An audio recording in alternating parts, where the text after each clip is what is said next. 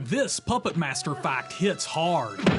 Pinhead's fists during the punching scenes were actually the fists of dwarf stunt woman Cindy Sorenson, who had to wear the same fingerless gloves and sweater sleeve to make it look like they belonged to Pinhead. Sorenson said the most difficult part of those scenes was to keep her head ducked the whole time while holding the Pinhead puppet on her shoulders and throwing fake punches. What's up, horror fam? Stephen A.K.A. Bojangles here. And come closer, my friends, I have something scary to show you. Today, we're going to take a look at Puppet Master, the 1989 cult classic that introduced us to the creepy and murderous puppets of Andre Toulon. If you're a fan of this franchise, you might think you know everything there is to know about these sneaky little killers, but I have some facts that will surprise you. That being said, this is 10 things you didn't know about Puppet Master. This man made a career off of killer doll movies. Charles Band is the face behind Full Moon Pictures. Puppet Master was inspired by another one of his productions about killer toys, the 1986 film Dolls.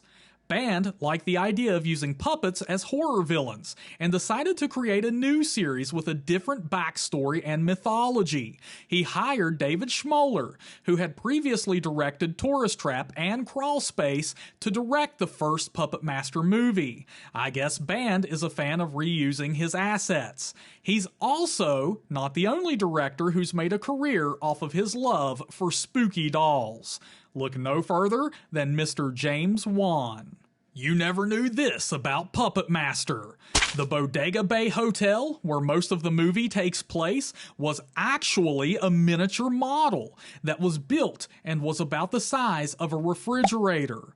The filmmakers used forced perspective and clever camera angles to make it look like a real hotel. Did you know one of the puppets from Puppet Master was based on a famous actor? Can you guess who it is? Before we reveal the answer, please take a moment to like this video and subscribe to the channel.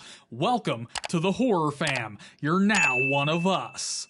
The Blade puppet, who is arguably the most iconic and popular of the bunch, required 5 puppeteers to operate. He had a complex mechanism that allowed him to move his eyes, mouth, arms, and hands. His design was based on the actor Klaus Kinski, who had worked with director David Schmoeller on Crawl Space. If you want your own Blade, you can pick up an Ultimate Blade and Torch 2-pack on Amazon right now for only $32.99. It even comes in packaging that looks like a chest. The link is in the description below. I bet you didn't know this about Puppet Master. Leech Woman's mouth was made of foam latex, which made it more flexible whenever she coughed up a leech. Only 3/4 of the leech mechanism came out of the puppet, and then a simple camera cut created the illusion that an entire leech came out of her mouth. The leeches themselves were made of rubber and filled with fake blood. Here's a Puppet Master fact you didn't see coming.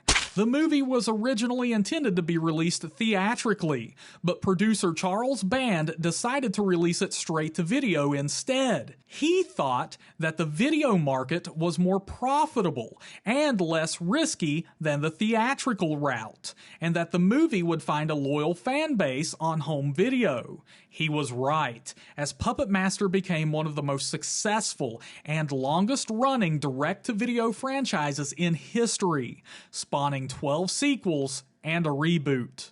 Did you spot this Scream Queen cameo in Puppet Master?